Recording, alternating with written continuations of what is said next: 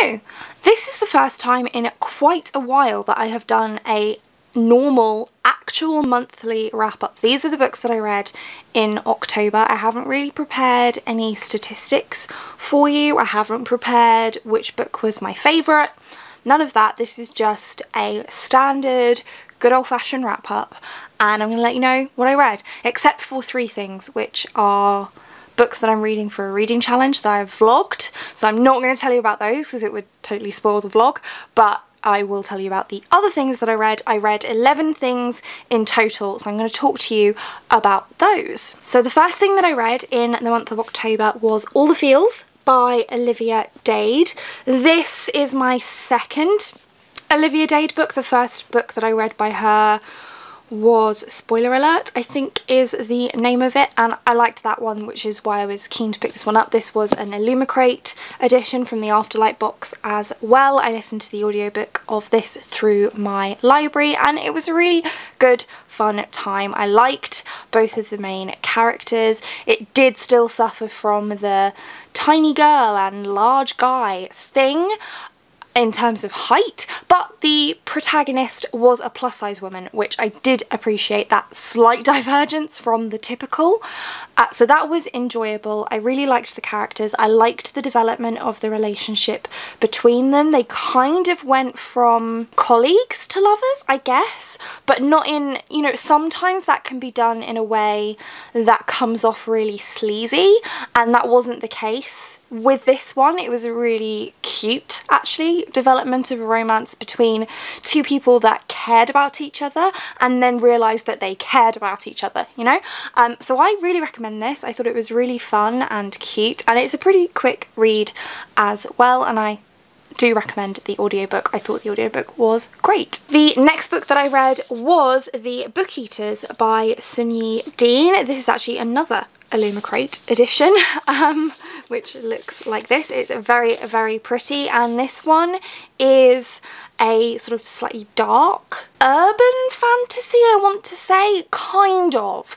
So it's set in, you know, the UK, the way that the geography of the UK actually is, but beyond that it's not very typical urban fantasy, because we are exploring this society of book eaters who don't associate with humans usually, and as the name suggests, they survive on books and they consume them, they consume the books, and that helps them to consume the stories and the information that is within those books. So it's a little bit vampiric in that sense, particularly because there are also these other creatures, I suppose, that are called mind eaters. They do the same thing as book eaters, but instead of consuming books, they consume human souls. So that's hence the sort of slightly vampiric nature, and it's definitely told in that kind of gothic style, I would say. So if you like that kind of gothic literature style, you might really like this. I liked it, but I didn't love it. I found the writing a little bit not to my taste. Not that there was anything wrong with the writing at all, it just wasn't my style of writing that I prefer. It's not sort of purple prose or anything, but it does have that gothic feel to it, as I mentioned, and that's not really my thing. I prefer something that's a little bit more straightforward. I also didn't, for some reason, I didn't super connect with the characters, and so when there was tension in the story, I didn't necessarily feel that tension quite so much because I wasn't as attached to the characters. So I don't want to say that I didn't care what happened to them, I did, but I didn't care as much as I perhaps could have cared. Also, I listened to the audiobook of this through Scribd, or Scribed, however you want to say it, and I was not a fan of the audiobook. Unfortunately, the narrator did pronounce a lot of words completely wrong, and that really frustrates me because I feel like audiobooks are such a good way for people to learn to speak another language potentially, or improve on a language that they already speak, and that's not really helped if the person who is narrating it is saying things wrong. And this wasn't a dialect thing, this wasn't an accent thing, because the narrator does have an accent. I can't remember what that accent was. I want to say northern. Anyway, that wasn't the issue. It was just that some words were just completely said totally wrong, and it does put me off and take me out of the story a little bit, because I would just get a bit frustrated about that. And I just kind of think, you know, if you're not sure how to say something, that's fine. There's nothing wrong with that at all. But when your job is something like this, you really need to look it up and say it correctly and not get it wrong a lot. And it wasn't just 1 or 2 words, it was pretty consistent throughout the book. So it really bothered me and really took me out of the story and impacted upon my reading experience. And maybe that sounds snobby, and if it does, I'm really sorry about that. But that's just how I felt about it, if I'm being totally honest. But I did like the book, but not a new favourite. Next up, I read Rebel by Marie Lu. So this book kind of comes along with a little bit of a story, my own story.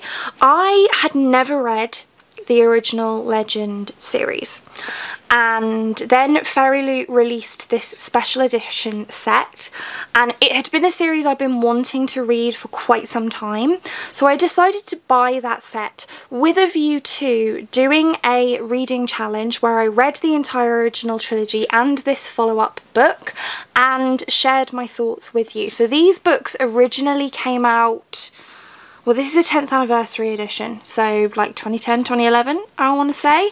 And so it's really a different era now than it was when they were originally written. So they're pretty kind of classic dystopian from around that time. And so I really wanted to read the series and share that experience with you. And I did do that. I did read the original trilogy, and I vlogged the whole experience, and I was having a really great time with that vlog, and then I accidentally deleted it. I thought that I had transferred it to my computer, and I hadn't, and my memory card was full, so I deleted the footage that was on my memory card because I thought I had already put it on my computer, and I hadn't. So the entirety of that vlog is gone, and I can't even remember what I said about those books now, because it was quite some time ago that I did this, and I'm so annoyed at myself. So I followed through. Once the audiobook for this came through from the library, I went ahead and I read it. I liked it. I can't really tell you anything about it because it's a follow-up to a completed trilogy, and it's actually told from one different perspective than the original trilogy. So if I were to even tell you that, it would spoil things. There's a good chance that you have already read it, but I don't want to risk that anyway. I did enjoy it. I didn't enjoy it as much, I don't think, as the original trilogy. I preferred the perspectives that we got in the original trilogy, I think, and parts of this came off a little bit whiny for my taste. I can't really explain why, but they did. And I did like the story though, and this one really reminded me of Warcross. So if you've read Warcross by Marie Lu, you will know that it takes place for the most part within a virtual reality game, and this partially does as well, a similar sort of thing, not exactly the same, but a similar sort of thing, which gave me those vibes, which I thought was interesting because, you know, I'm pretty sure that she wrote the Legend series first and then wrote Warcross second and then wrote this, and I can't remember where her other series comes, but either way, pretty sure she wrote Legend first and then Warcross, and you can definitely see her Warcross influence happening in this book as well.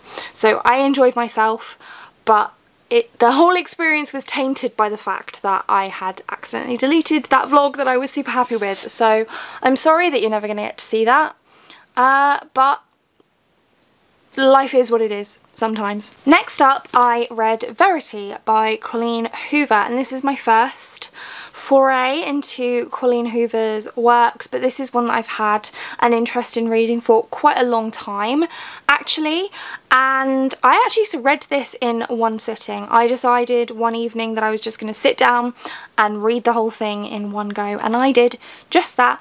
And I'm glad that I read it that way. I thought that it was a really nice way to consume this story, and particularly this kind of story, which is essentially, it's a thriller slash mystery, kind of. Some people refer to this as a romance. It's really not. I suppose there's kind of a romantic plot line, but this is by no means a romance. This is a thriller, and luckily I didn't go into it looking for a romance. My sister had already read it and had told me that already anyway, but even before that I knew that this was a thriller, not a romance. But be aware of that. If you are thinking this is a romance, it really isn't. This follows, what is her name?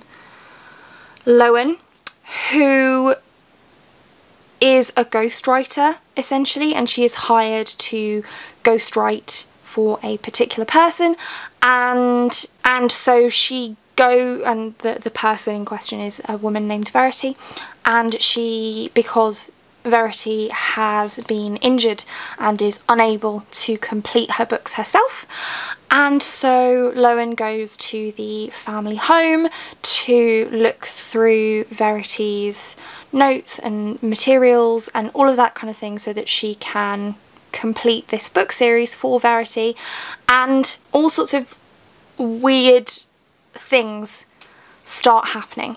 Now, I thought from probably about, I don't know, 60-70% of the way through, I thought that the story was going to go in a specific direction, and it didn't end up going in that direction, and I actually didn't like the ending. I actually would have preferred the ending I thought that I was going to get, and the ending that I did get I wasn't a huge fan of.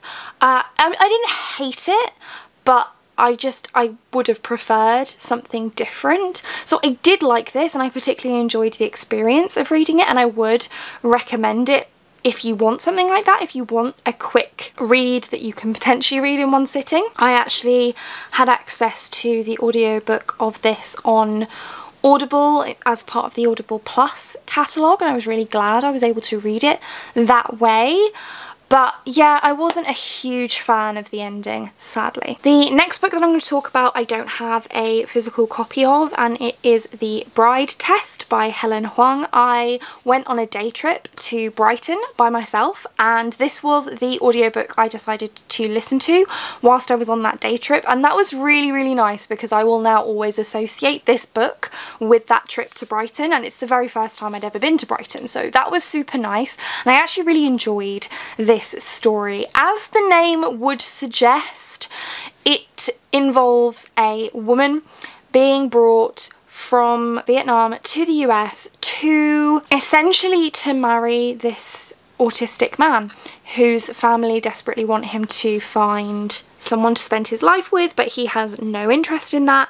And basically, to appease his mother, he's like, fine, this woman can come, she can stay with me, but I'm not agreeing to marry her. Like, if she persuades me to marry her, fine, but I'm not down for that in general. And, you know, it's a romance, so we know where it's going to go. But it was actually really, really sweet in a lot of ways. And also, I really enjoyed the elements of Vietnamese culture because I didn't really know much about Vietnamese culture. And so I was able to experience some of that through this book. Obviously not loads, but a little bit. And I really enjoyed that element of it. I really liked the characters. I thought that they were very engaging. I was very much behind their relationship. Our heroine was fantastic. She was such a badass. I loved it. And yeah, I just had a really great time reading this one, and I think I would have done even if not with the really fun experience of going to Brighton for the day. I still would have really enjoyed this book, but it felt like the perfect accompaniment to that particular trip. And I've read, is it 3? I'm pretty sure it's 3 of Helen Hoang's books now. I've read The Kiss Quotient and The Heart Principle, and I liked both of those. I think this might actually be my favourite though so far because I really just enjoyed the characters so much. Then I read the 3 books that are for that reading challenge for a vlog that I have not deleted, I hope, and so will be coming to you. Either it already has, in which case I'll link it, or it's coming soon, so I'm not going to talk to you about those 3 books or even tell you what they are, just in case this video comes out first. And I'm going to move right along to talking about my next book and then my final book of the month. There was actually one book that I finished in between these two, but because they're both books in a series, I'm just going to talk about them together. And those are books 6 and 7 in the Keeper of the Lost Cities series by Shannon Messenger. So we have Nightfall and Flashback. These I am rereading, or I was rereading because I have now finished my reread, in readiness for Keeper Book 9, Stellar Lune, which is coming out on the 8th of November. In fact, by the time you watch this, it will already be out. I'm not going to be reading it immediately because the audiobook doesn't come out until the 15th of November, which is the same day as The Lost Metal. I'll be reading The Lost Metal first and then I will read Stellar Lune afterwards. But I reread these as part of my preparation for Stellar Lune coming out. Thoroughly enjoyed them. Really, really fun time. Now that I've finished my reread of this series, I'm kind of sad because, like, it feels weird to not be rereading a Keeper of the Lost Cities book because I've been rereading them for a while now, because there's eight and a half of them, but I thoroughly enjoyed myself. I still enjoy the series just as much as I always have done, and I'm very excited to read Stellar Lune once it is out. And then the last book that I read I have kind of wrapped up already because I mentioned it in a recent book haul, and that is The Cat Who Saved Books by Sosuke Natsukawa. And this book follows, I'm never going to remember this character's name, Rintaro.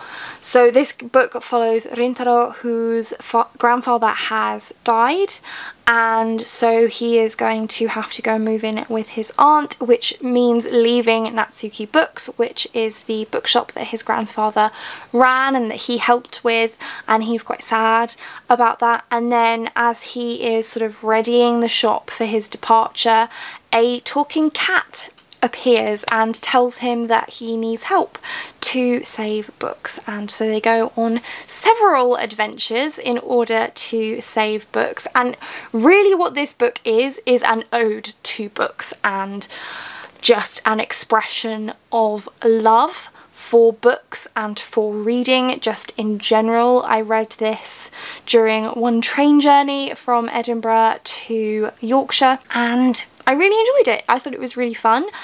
Again, I was glad to read it in one sitting in that way. I felt like that was the right choice for me. Personally, it is quite a slow and quiet story. There is plot, but it's not really about plot, and it's not really about characters either, although the characters are good. It really is. It's about that expression of love for books just generally. So I'm glad I read this. It was enjoyable. Not my favourite thing that I've ever read, but I'm definitely glad that I finally picked it up and gave it a read, because I'd been planning on doing so for quite a while.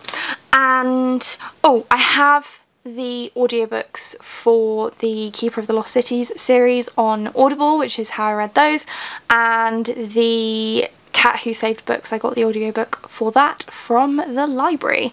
And those are the 11 books, minus 3 that I didn't tell you about, that I read in October.